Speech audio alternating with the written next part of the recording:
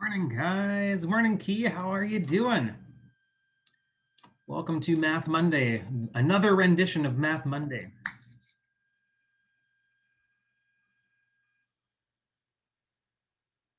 How is life up in Kelowna, everyone? How is life in the Okanagan? How is life in Vancouver? Windy. Yeah, it's been crazy, right? Is it still windy? Like, it's not that bad in Penticton today. It's just really cold today. But it was so windy last night. Like, I'm pretty sure there was a monsoon in Penticton last night. Nice. Where are you tuning in from, Amy, again? Are you here in town, or are you can't remember where you are. Armstrong, nice, nice. Alrighty. Let's see. We're just waiting for everyone to kind of jump in here. I have been a good boy. I have actually gotten ahead of the game for you guys. I don't know if you noticed, but I did get the approximate integration quiz up for you guys on Friday. Yeah, mostly because I knew I was going to be dealing with the movers and everything on Sunday. But yeah, that is up for you. So you guys should have hopefully finished your series quiz on Friday. I will take a look at that and start marking that today. And then the approximate integration quiz is posted. So I haven't moved to my place in Kelowna yet. No, I don't get that place until June. So I'm kind of couch surfing for a couple of months. Right now I'm at the college. I'm just like in my vacant office, which has like nothing in it. Super sad. Like I'm just looking at my bookshelf. There's like no books on my bookshelf. I normally have like a bunch of stuff that like students would have given me like here, and yeah, super sad. It's like I just have like my like one stats binder on my desk.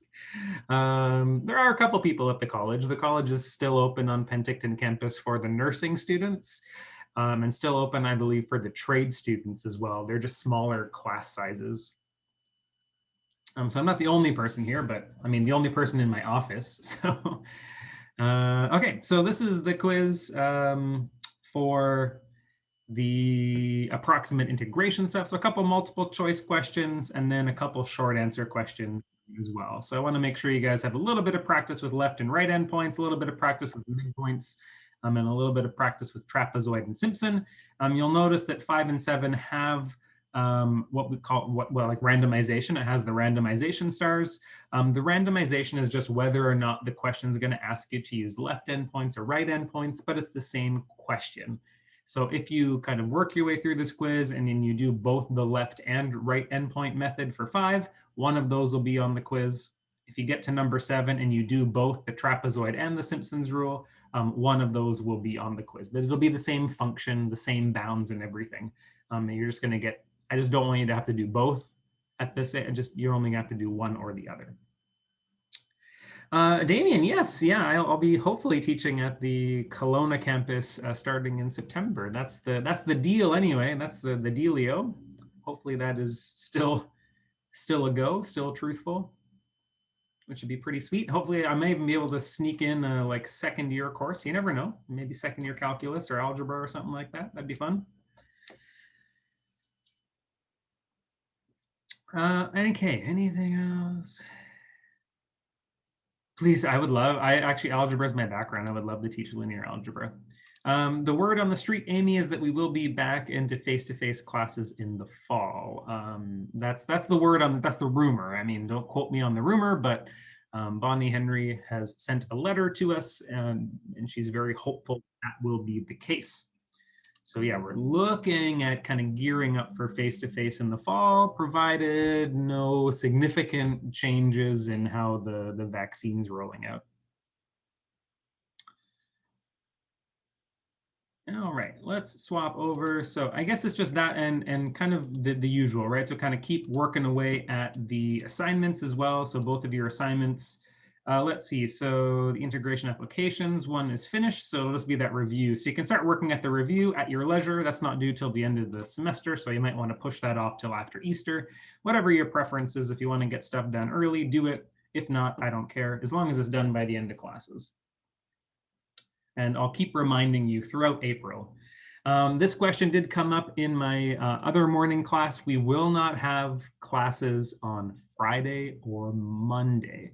So there will be no live classes on Friday or Monday, and there will be no pre-recorded classes on Friday or Monday as well. Exactly, Key. It's going to be a good Friday. There's going to be no math. It's going to be a good Friday. That's why they call it Good Friday, because you can't do math on Good Friday. I mean, if we could do math on Friday of Easter, they would probably call it Great Friday instead of just good. Am I allowed to make Catholic? I'm Catholic, so am I allowed to make Catholic jokes? I think I am.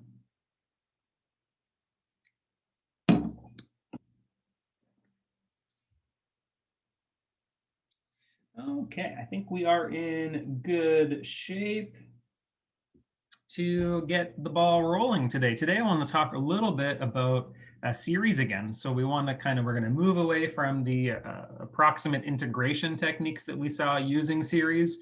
We're going to move back into just kind of generalized series and develop a couple techniques for testing for convergence. So if you remember, we talked a little bit about geometric series.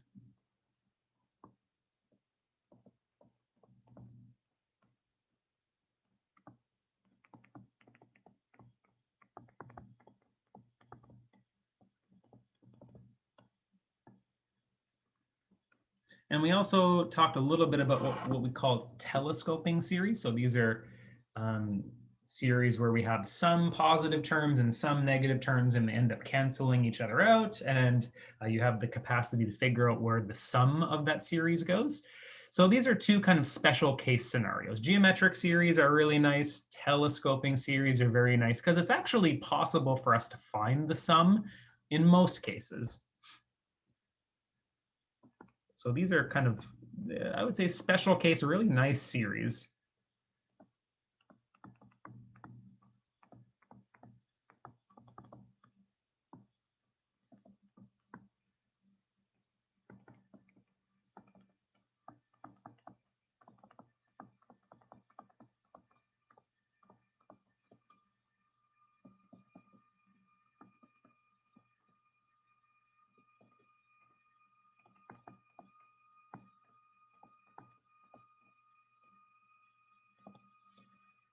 If those happen to be convergent series, we had a formula for the geometric series. And for telescoping series, you just kind of expand it out and try to use your intuition about where that sum is going to go. And like I said, these are kind of nice series. Not all series are going to be that straightforward and nice. But we still want to develop some tests for whether or not we think a series is going to converge or diverge. So we're going to be looking at tests where the test is going to tell us if the series converges, but we may not necessarily be able to actually find the sum of the series.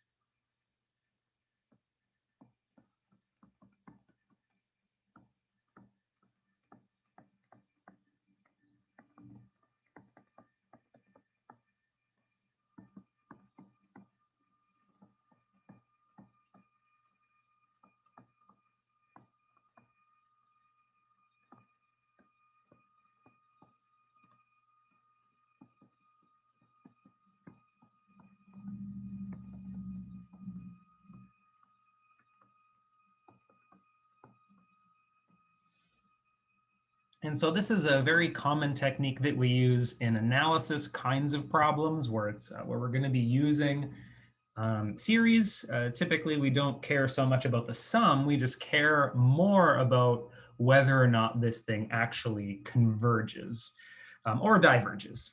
So the first test we're going to take a look at is called the integral test for series.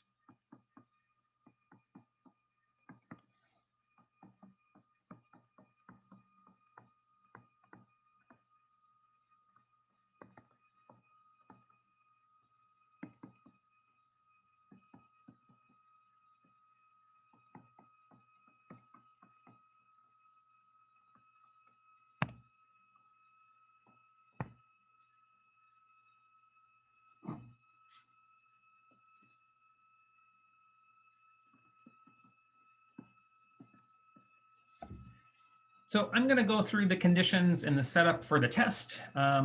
This is one of the tests for convergence where we can kind of take a look at a picture and get an intuition about why it's true. And then we'll take a look at a couple examples. So the conditions that are required. 1, we need a function that we're going to be working with to be continuous, positive, and decreasing.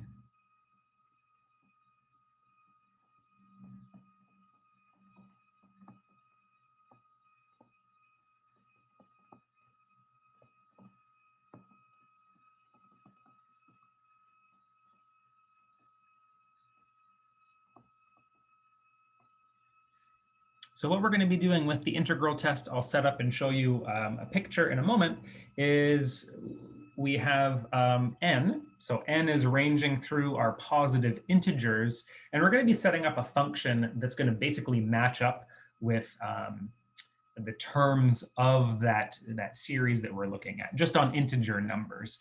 So f of x is basically going to be kind of giving us some information about what the series is doing, but it's only going to work if we have a really nice continuous and decreasing function to work with.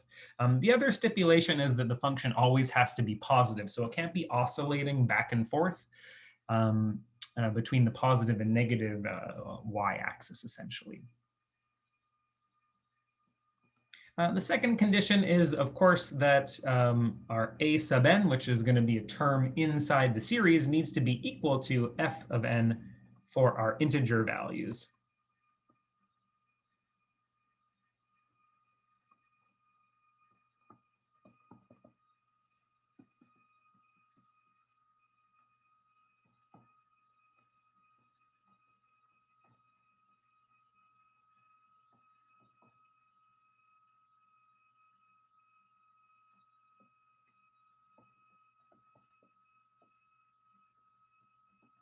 So we're looking at a generalized series of this form, and we want to make sure that the terms that are popping up inside the series kind of match up with the function that we're working with. That's really the key here.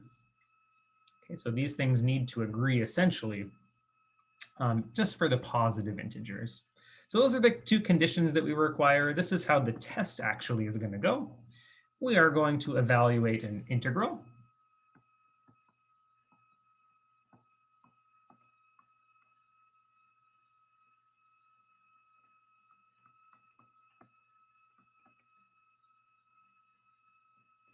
And then we're going to use the solution that we get from evaluating this improper integral to determine whether or not the original series is going to converge or diverge.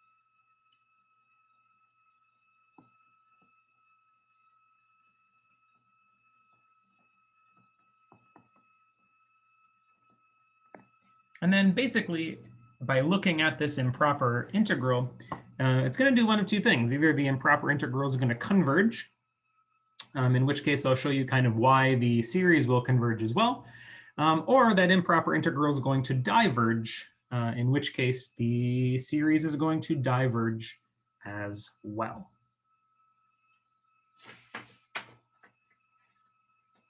So that is basically the setup and the test. So you might just want to make a little note. If you guys like using like flashcards or something like that, you can probably just put all of these little tests onto different flashcards, but that's what you need to know for the integral test. We want to check these 2 conditions, and then we're going to evaluate the integral and then make some kind of conclusion. And the real reason it works specifically is because of the property of f of x. So let's see if I can draw a rough sketch.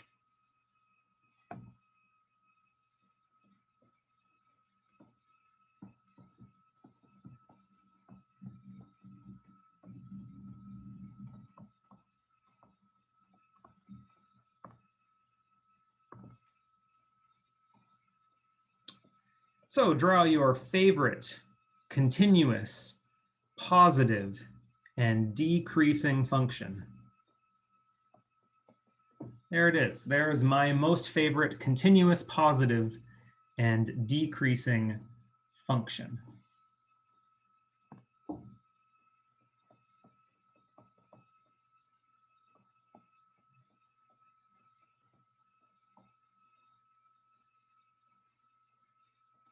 Okay, so that's one of the stipulations we need, that f of x has a specific kind of shape. Eventually, it needs to be continuous, positive, and decreasing.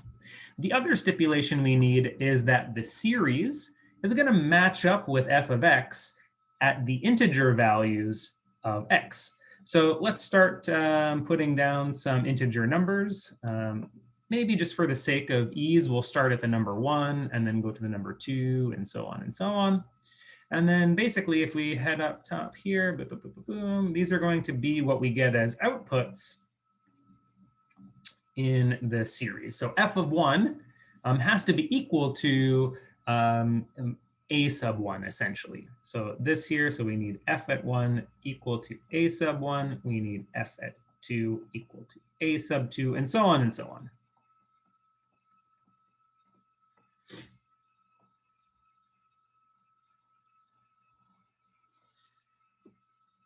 Now, the nice thing about dealing with a series like in this particular form is that we can kind of think about the series as like a sum of rectangles, each that has width of 1.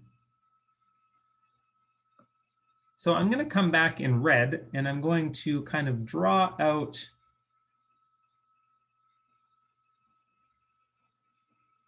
how we could interpret our a sub 1, a sub 2, and a sub 3, right? So this would technically be, this area would be equal to a sub 1 because this is a rectangle that has a width of 1 and a height of whatever that y value is. Essentially, f of 1 is going to be the height of this rectangle. And this is going to be true for all of our rectangles. So all of our rectangles here are going to be an under approximation for the area, the net area bounded by f of x, okay?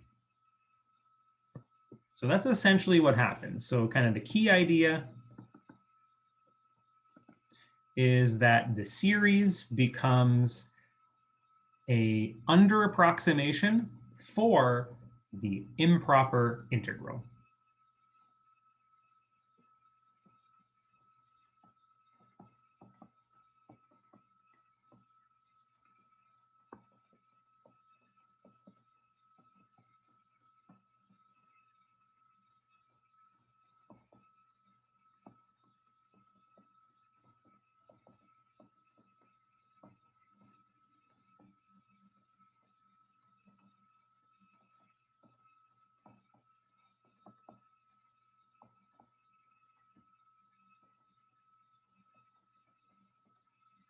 And this is the key word, under approximation. That's really important here, because if I go to calculate this improper integral and it makes sense to talk about the area of that integral, then certainly the area represented by the series also has to converge. It has to converge to some sum. It may not be the same as the improper integral. It may not be the same area, but it's got to converge to some kind of area. That's really the key. Since it's an under approximation, if that improper integral converges to an area, the series has to as well. I don't exactly know what the sum is going to be for the series. It's going to be smaller than what the improper integral gives us, but that's really the key idea here. So if it makes sense, well, I can just say if the improper integral, in this case, we started at 1 and go to infinity. So in this case, if the improper integral converges, it certainly makes sense for the approximating rectangles to also converge to some kind of sum.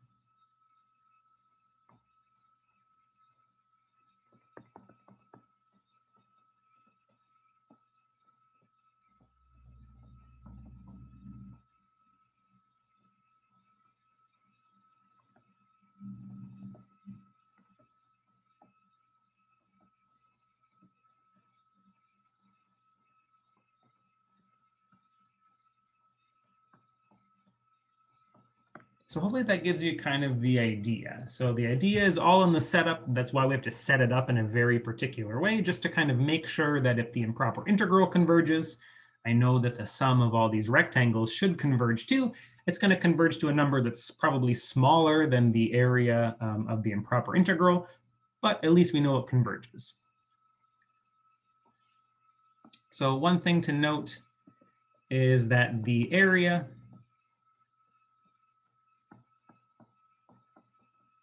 that we get by evaluating the improper integral may not necessarily be the same area as the series.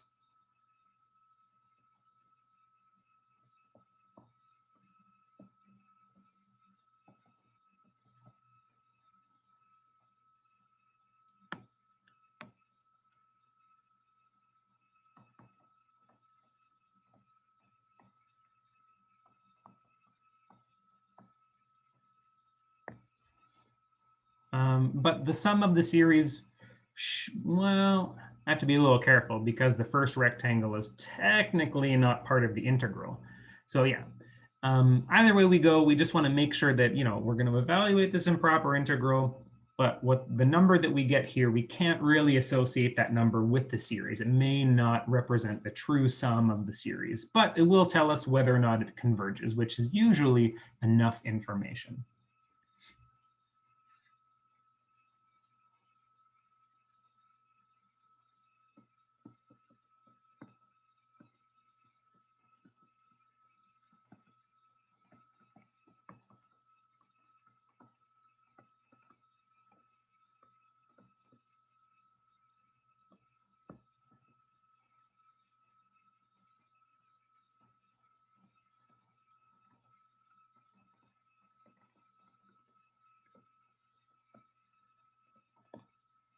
So let's take a look at a couple examples just to, one, refresh our memory on how to deal with an improper integral. And then two, just have a couple nice examples of convergence and divergence for our notes. So we're going to look at some of the following. So let's start with number one. Let's just work with a nice series of the form 1 over n squared.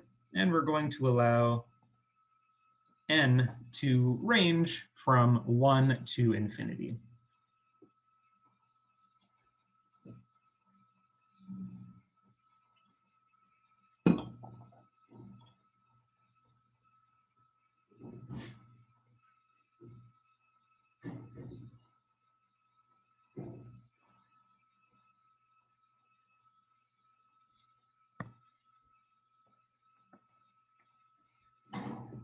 This question is specific, which is quite nice.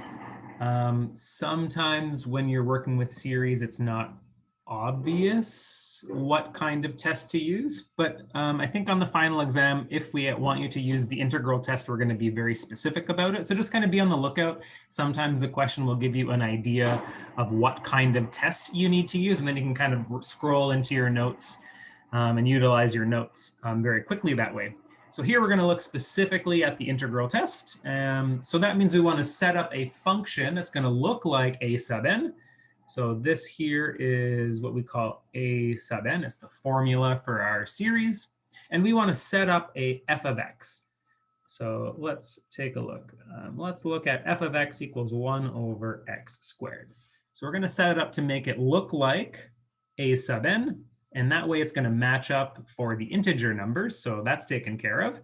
So essentially, I'm looking at back here at my conditions. I know that condition 2 is satisfied just by the way that I've made the function.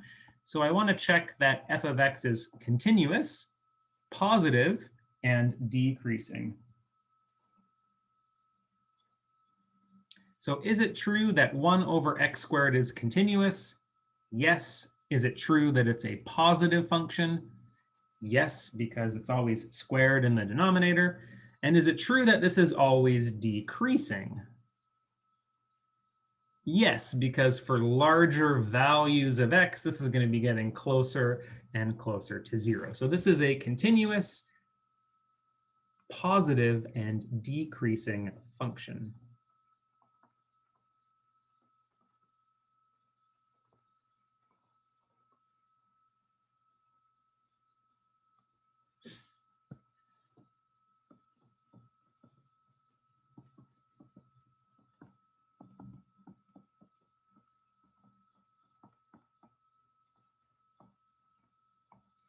All right, so in order to actually perform the integral test, you are going to want to just quickly check these conditions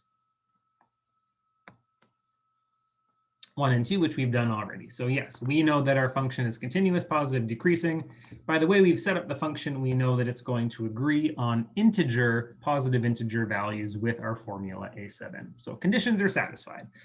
So the next thing we want to do is actually perform the test. So the test says, let's evaluate the improper integral from 1 to infinity of 1 over x squared dx. So let's evaluate this integral and see if this improper integral, see if it makes sense to talk about the area. Is this thing convergent? So typically what we do with our improper integrals like this is we're going to just ignore infinity for a hot second, and we're going to evaluate and see what happens when that upper bound is something else. So I don't know, let's put like an m or something up here. How would I evaluate this integral if it just had some other kind of upper bound other than infinity? Well, I could think about the power rule in this case. I could bring the x squared up into the numerator and make it x to the -2. And then we can apply the usual power law to this. So its antiderivative would be x to the -1 divided by -1.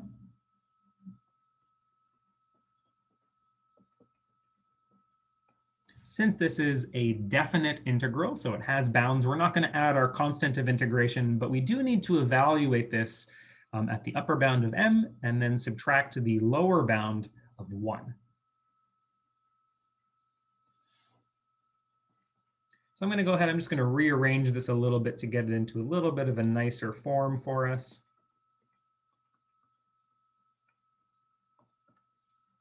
And then let's go ahead and actually evaluate at the bound. So the upper bound is m, and we're going to subtract our lower bound of 1. So we're going to get something like -1 over m plus 1.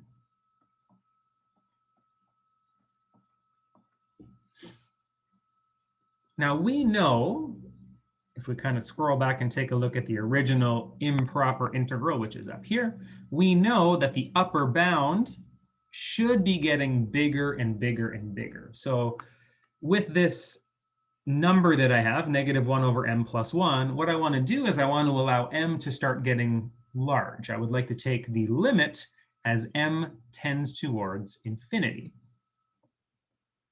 So let's do that. So let's consider the limit as m gets really large. And that limit's just equal to 1. As m gets large, -1 divided by a large number tends towards 0. So this limit's going to be 1. So that means our original improper integral is convergent, and it makes sense to talk about that area. That area is equal to 1.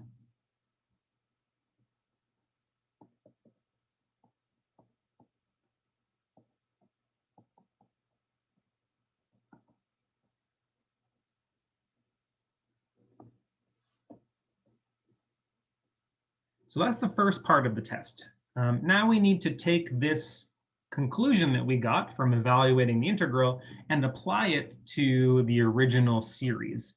Since the integral was convergent, this means that the series has to be convergent as well. I don't know what the sum is. I know that the net area of the improper integral is 1.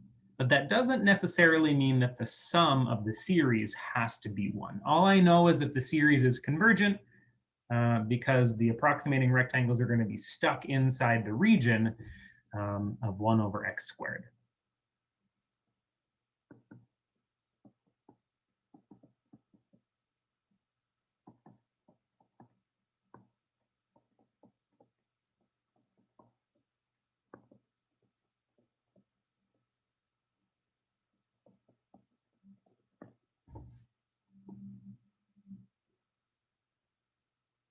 So this is the conclusion. Because our improper integral is convergent, the integral test tells us that the series also has to be convergent.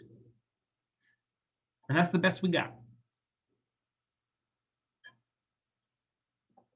If you wanted to find the sum of that series, you would have to do a little bit more legwork to find the sum of that series. This one's not terrible. It's probably actually possible to calculate the sum of that series if you wanted to.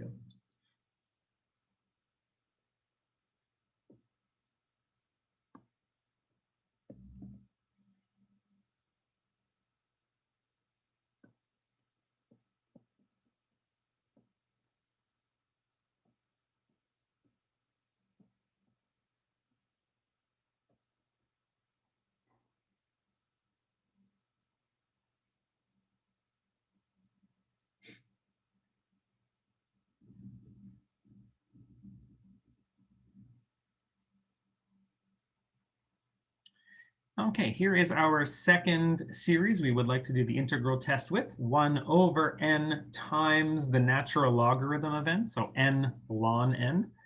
Here, n is going to range from 2 to infinity. Obviously, we can't start at the number 1. Otherwise, the natural logarithm of 1 would be 0, and we would be dividing by 0. So we're going to start this one off at 2, and then allow n to range up to infinity.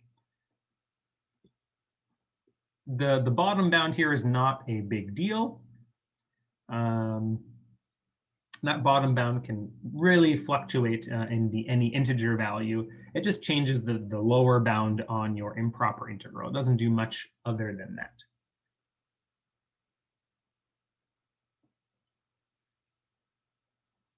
So like we did before, we're going to call this a sub n, and we're going to look for a function that basically is going to match up with all of the positive integer numbers for a sub n.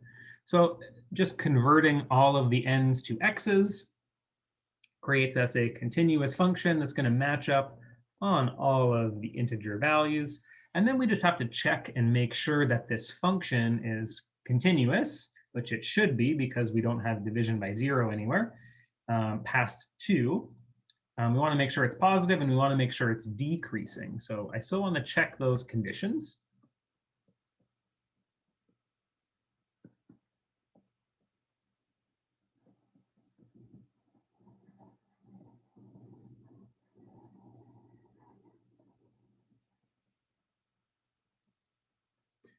So basically, by the way we've set up the problem, 2 is usually taken care of already. I don't usually have to check that these two things are going to match up for integer values just because I'm swapping the n with the x. So that's already taken care of. But let's pop over to Desmos just to get a look at this function and just to convince ourselves that it is a positive and decreasing function as well. I know it's going to be continuous.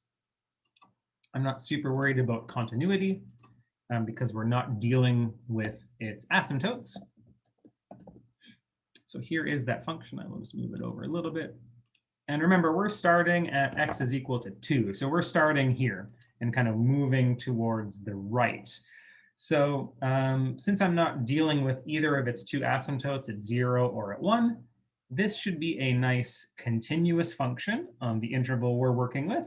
It's a positive function, so it doesn't dip below the x-axis. And what's the other? And it's decreasing. So it's always getting closer and closer to 0. So that's good. So that means number 1 is satisfied just by kind of looking at Desmos here.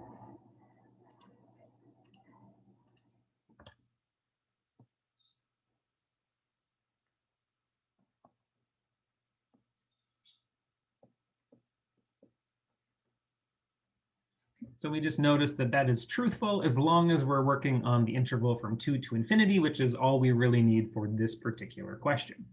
So now that the conditions are satisfied, let's actually go about doing this test. We would like to consider the improper integral with a lower bound of 2, upper bound of infinity. And we're going to put our f of x function in here. Okay, so is this convergent or divergent? That is the question.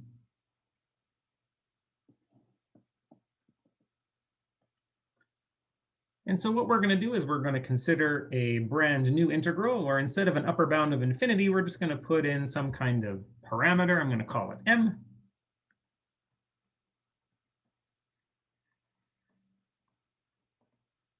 And we're going to try to find the antiderivative of this function and then try to evaluate it at our upper and lower bound. All righty, so this certainly doesn't have an easy antiderivative. We're going to have to do a little bit of legwork here. I think this is going to require one of our integration techniques. Can you guys see what kind of integration technique might be helpful here?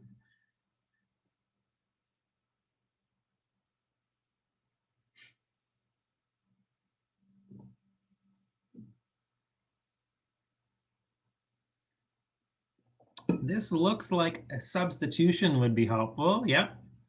So substitution is helpful.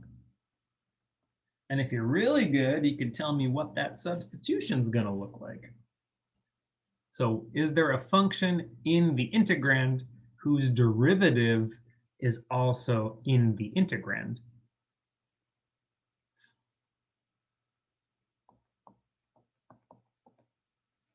This is going to be a logarithm kind of substitution. And I say that because when we apply the derivative here, we get 1 over x. Yeah, I said, Damien, you had it.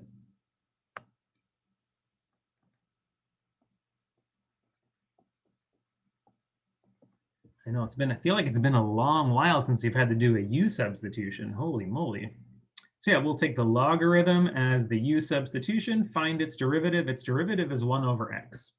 So let me rewrite this integral in a little bit more of a seductive way. We have 1 over logarithm times 1 over x dx. So that's going to allow us essentially to rewrite some stuff. 1 over x dx, we've shown that that should be equal to du. And 1 over the logarithm is going to turn into 1 over u. Okay, so subbing out the logarithm for u.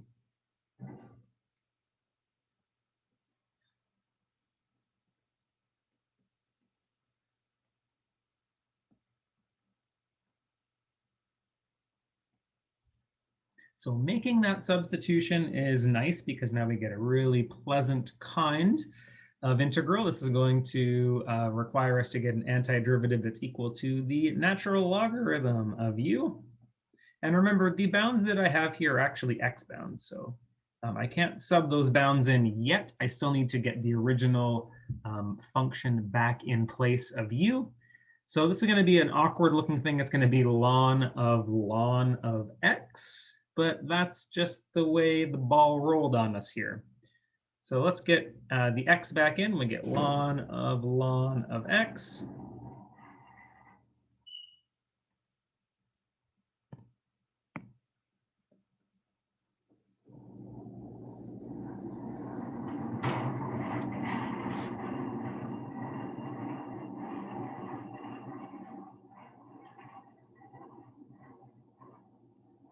Lots of noises on campus. Okay, and now that x is back in, now I can substitute in the upper and the lower bounds and see what's happening. So we get ln of m minus ln of 2. I once had a student who her name was Ellen, and I called her Ellen. I don't know if she appreciated it or not, but I kind of felt like I was saying her name all the time.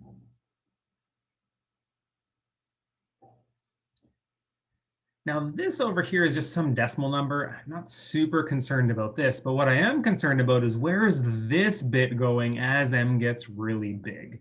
So let's take a look. So let's consider the limit as m gets big of this thing.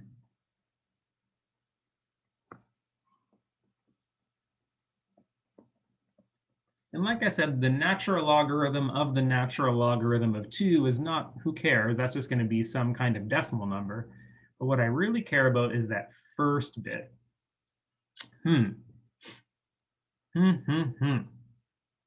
So I don't know about you, but I'm pretty sure that the logarithmic function does, as if I put larger and larger numbers in there, I think the logarithm function, it grows slowly, but it continues to always grow. So the logarithm of some kind of number that's tending towards infinity is gonna keep tending towards infinity. And we can kind of check, if you're curious, we can use a table of values. So this is one of those questions where it's, we could resort to a table of values if we wanted to. But I think if I just like plot this function, you can probably see what I'm talking about. So here's the function that we're dealing with. And we're curious about what happens as x gets really, really big. And it kind of looks like it's tapering off to something. But you can see these y values just continue to increase just ever so slowly.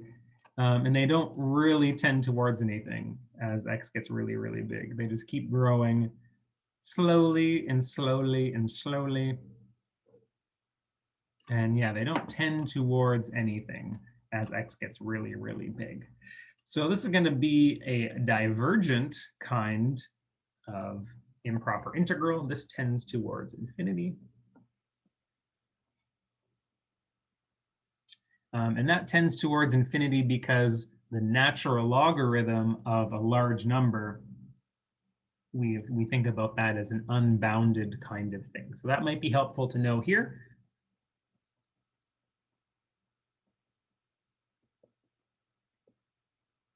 Right, as this inner term gets large, as the natural logarithm has inputs that get larger and larger, the outputs also do get larger and larger. So essentially, we kind of get stuck. There's no way out of this one because the inputs into the natural logarithm, they don't tend anywhere specifically. They do get larger and larger. Okay, so that's going to conclude some information about our integral, and then we're going to be able to conclude some information about our original series. So therefore, our improper integral, that was from 2 to infinity, diverges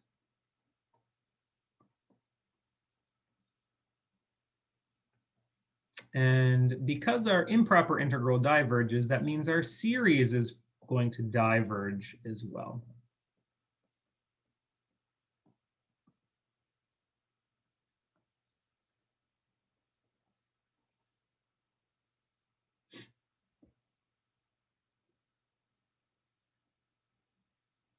So this is a case where it's going to be, it could be appropriate here to talk about infinity, positive infinity as that kind of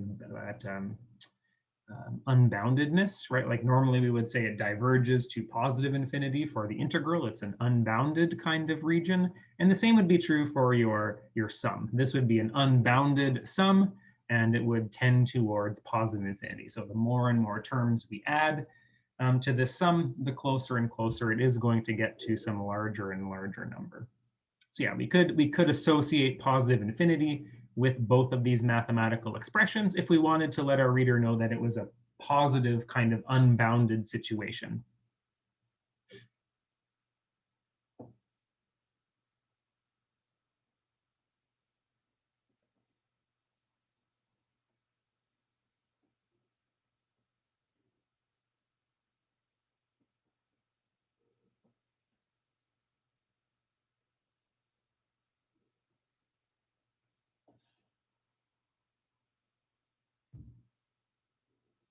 Okay, let's do one more question with the integral test here. And then if we have some time, I might go over a secondary test where we deal with some alternating stuff. I think the alternating series test might be helpful for you guys to know as well. And that's what kind of a test that we use when the series might have fluctuating kinds of values.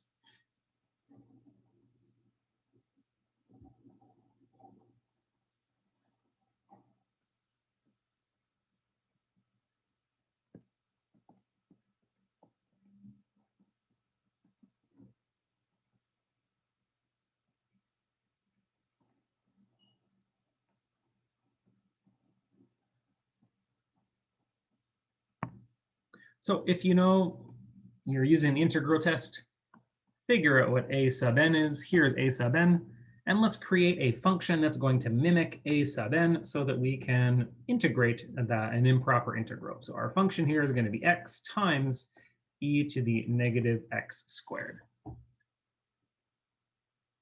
And essentially, by doing that, you've already satisfied the second condition. And all we really need to convince ourselves is that the first condition is satisfied, that this is a function that is positive, continuous, and decreasing.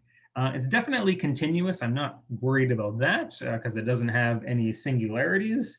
So let's flip over to Desmos and just make sure that this is a positive and decreasing kind of function. So what is it? X e to the negative x squared. No, not at squared. OK, and I'll zoom in a little bit. So here it is, x times e to the negative x squared.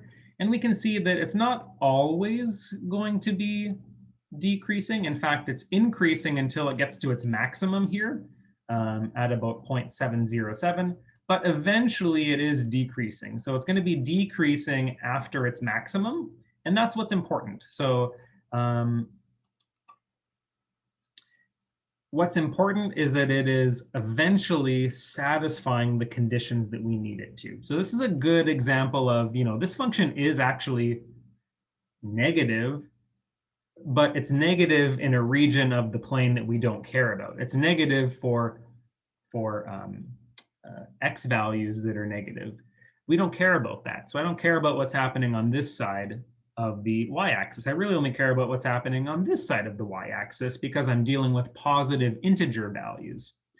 And eventually, the idea is I just want this to be decreasing somewhere in the future. I don't care about this little bit from 0 to 0.707. What I really care about is that in the long run, this thing is going to be decreasing.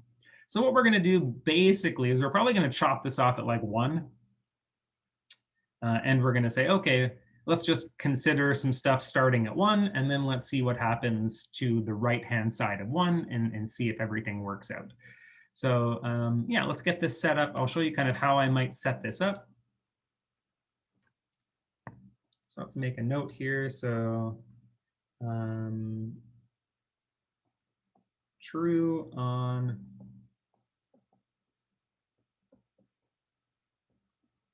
about 0.707. So we looked at Desmos and we said it's positive, continuous, and decreasing on this interval from its maximum, which is actually, I don't really want to use maybe a round bracket here instead of a square bracket because it's really not decreasing at its maximum, but it should be decreasing after its maximum. So it's going to be true on that interval. And in fact, it should be true on 1 to infinity. So that's going to be where we're going to be testing this particular integral. So the idea is we can now take this and we can break it up into, well, let's actually put n equals 0 in. Oh, that's interesting. OK, so we're going to get 0 times e to the 0 plus the sum of n equals 1 to infinity of this.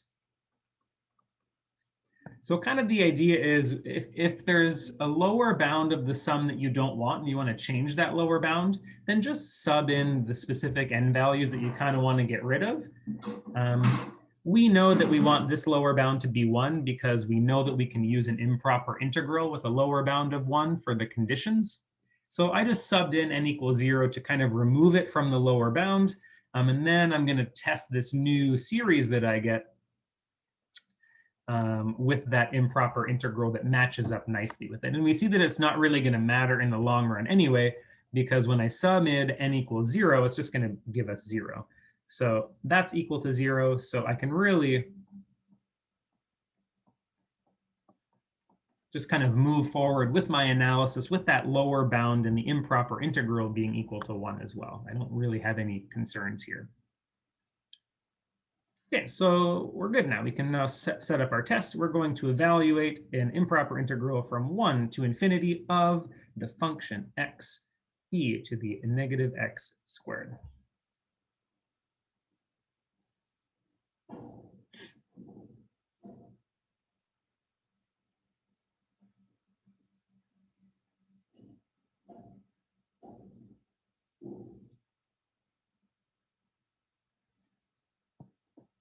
And maybe it's helpful to maybe put a note here. We're going to sub.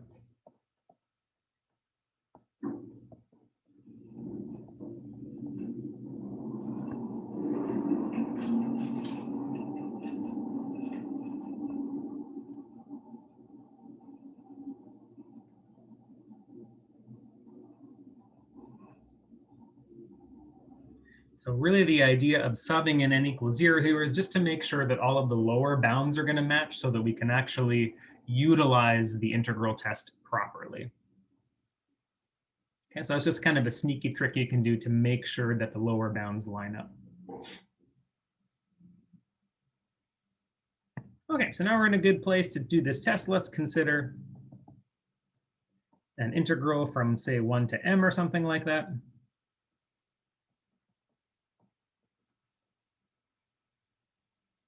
And let's work on finding an antiderivative for x times e to the negative x squared. So again, it's going to be helpful to be able to look at this integral and go, I think I should use blah. This is the method that I should use, because this is not a typical integral. I can't just find the antiderivative right away. I'm going to need to use something more. Is this an integration by parts? Is this a substitution kind of problem? What are you guys thinking? What's your intuition on this one?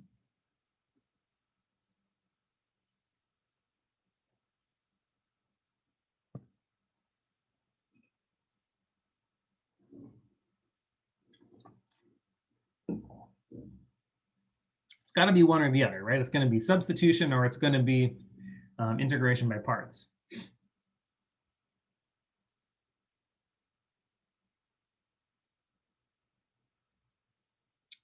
This is definitely a U sub. I'm curious about where the half comes from. Oh, a rewriting. Oh, I see. You could, yeah, you could move this e to the x into the denominator if you wanted to. Yeah, if you want to rewrite the e to the negative x squared in the denom, that's cool with me. So you could, is that helpful?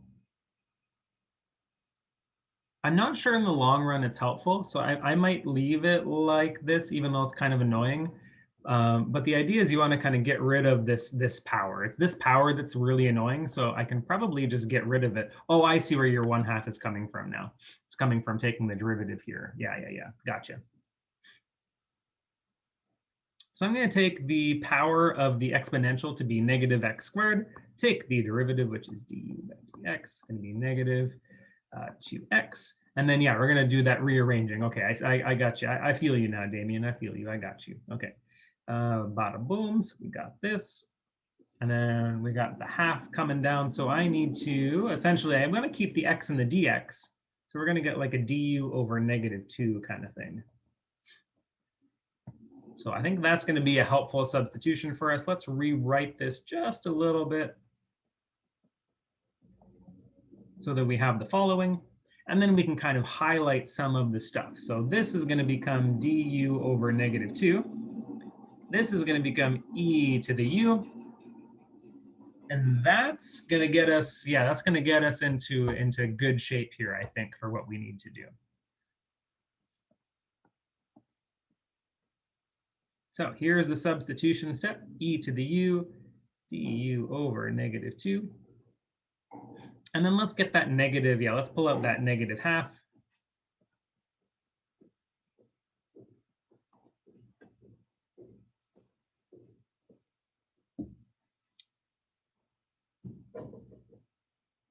Morning. Not too bad. How are you doing? Sweet.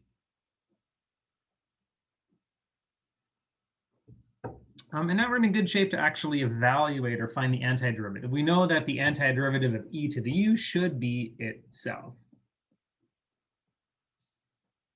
Now, remember, these are x bounds currently, so I'm just going to remind myself by putting x equals 1 and x equals m.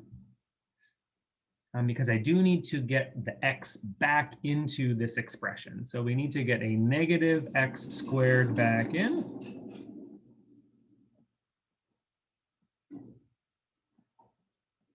And then we can actually evaluate at these two bounds. So we're going to get something like -1/2 e to the -m squared minus -1/2 e to the -1.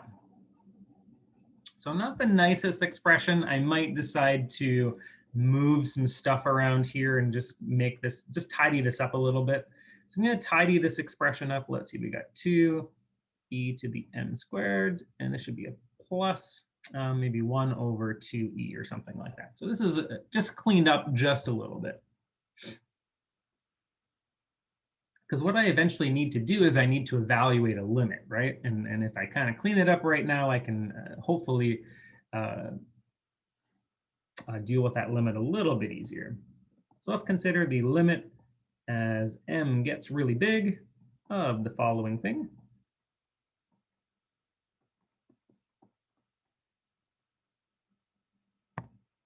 Now, this thing I don't really care about. That's just going to go to 1/2e. What I care about is what's happening to this thing right here. Where does that thing go? So as m gets really, really big, I get e to something really, really big. And we all know how fast an exponential grows. So what we're going to get in this fraction is something that looks like -1 over something really, really big. And we know that -1 divided by a very, very large thing, that's going to tend towards 0. So our overall limit is 1/2e, which tells us that our improper integral converges.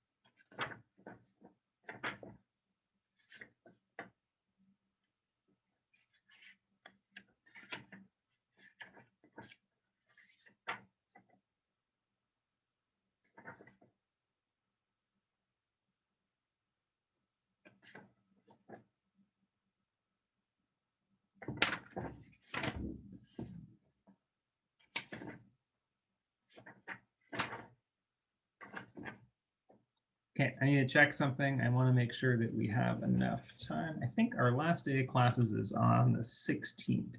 So I'm thinking I'll probably end class now. We'll do our other couple tests on Wednesday. We miss Friday and we miss next Monday. So the 7th we come back and we have 1, 2, 3 main classes. Should be fine. I think that should be okay.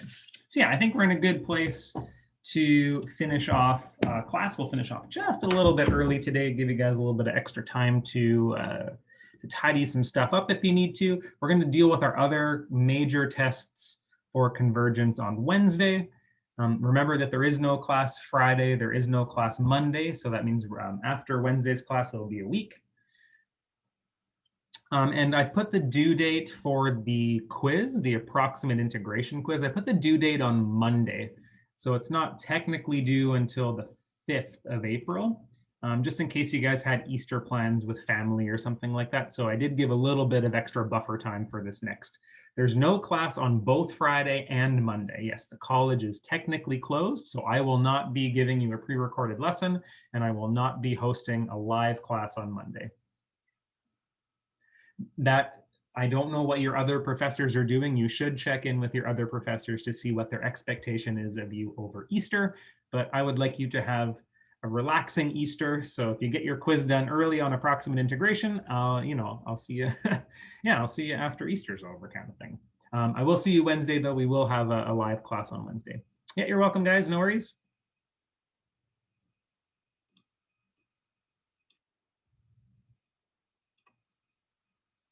Yeah, you're welcome, Key. Have a good day.